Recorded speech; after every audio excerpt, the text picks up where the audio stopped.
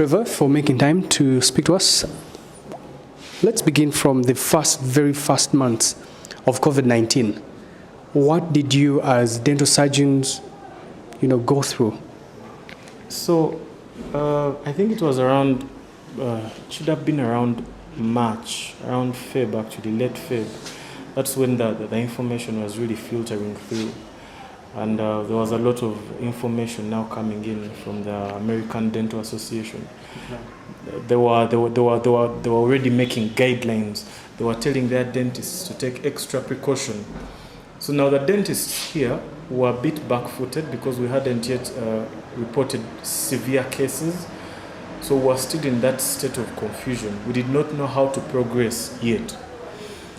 And then they started confirming cases here. Now, the moment they started confirming cases, it became a real issue for us. Because one thing that is known all around dentistry is that we are one of the highest risk jobs as regards communicable disease transmission. So we knew from the outset that we were at very high risk, like we were really at high risk. We are working 8 hours inside people's mouths, and this is a disease that is being spread through droplet transmission. And then there was a lot of talk about aerosols. So all these were communicating to us that you are in danger and you have to do something. All right, so now that the disease actually is spread through, like fluid from the mouth or the nose, did this mean that then you have to do protective gear double, like 2 times or 3 times? How did you have to change in terms of like procedures, but also protection? In fact, initially we had to close, much of dentistry had to close down in the country for us to reassess that, okay, this is what we have to do. So that's when our association, the Uganda Dental Association, came out. We drafted a few guidelines to help the rest of the dentists because, we needed direction in a particular way. We needed direction that was suited for the country, for Ugandan dentists.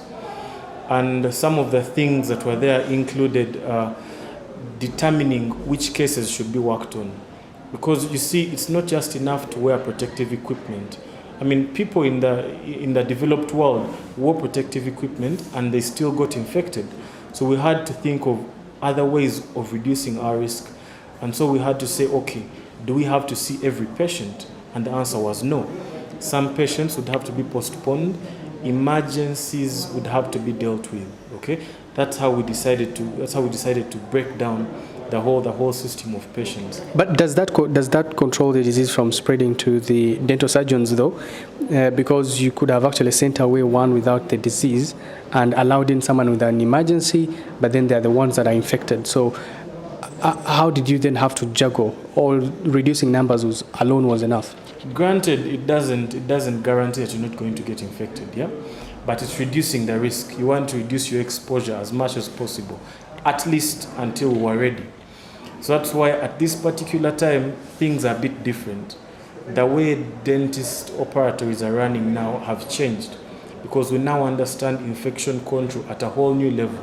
We used to do infection control, but what we are doing now is a new brand of infection control. Okay, what has changed? So do you find yourselves, dressed like as if you're going like a surgery inside a hospital? I know dental surgeries are also surgeries like any other, but they usually, just a PPE is usually just gloves and then a mask on your face, and then that's it. Do you find yourselves actually having to wear protective gear right from the head to the shoes? How exactly has the face of dentistry changed?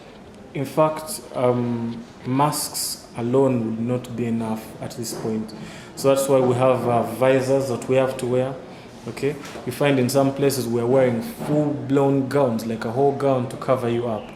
And of course, it becomes hard to practice dentistry under such conditions. But it's a tough bargain, really.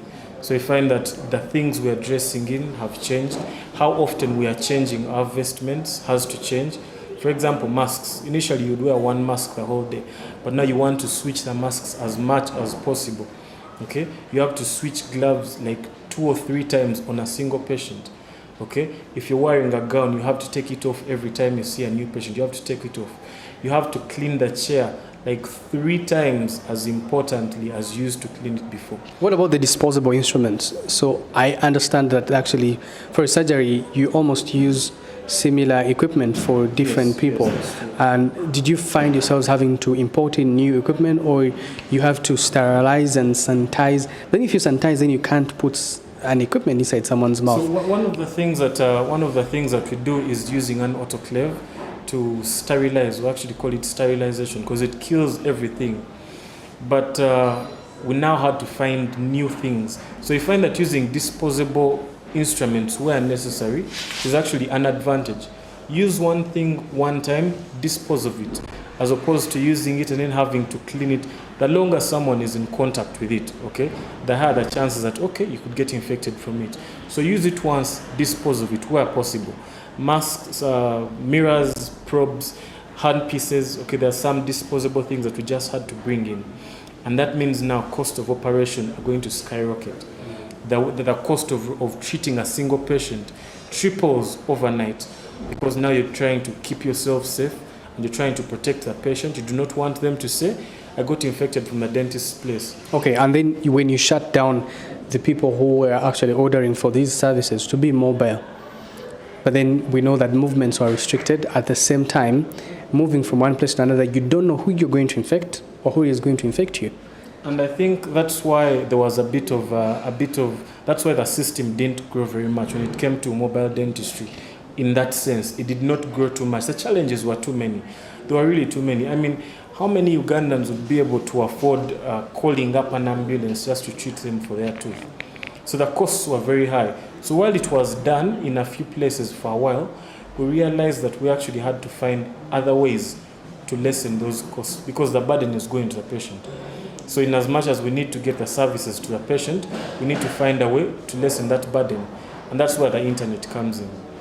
Okay, and exactly that's why I wanted to come in. So how do you use the technology to solve some of the challenges that COVID-19 came with?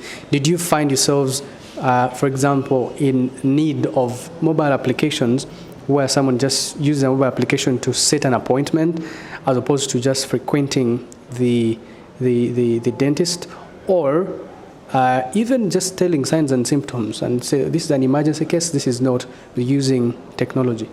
Actually, there have been a few mobile applications that have come in place. They list different dentists, so someone can actually make an appointment.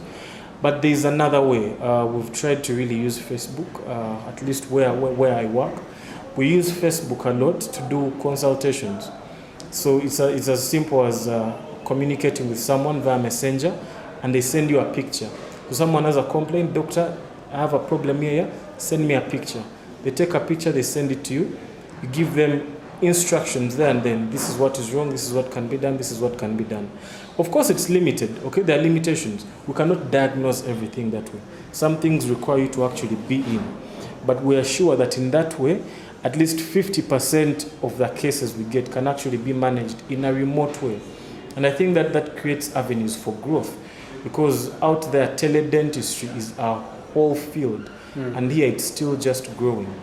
And the pandemic is now giving us opportunities to build on teledentistry in our own way. It's creating all these new opportunities for young dentists to get into.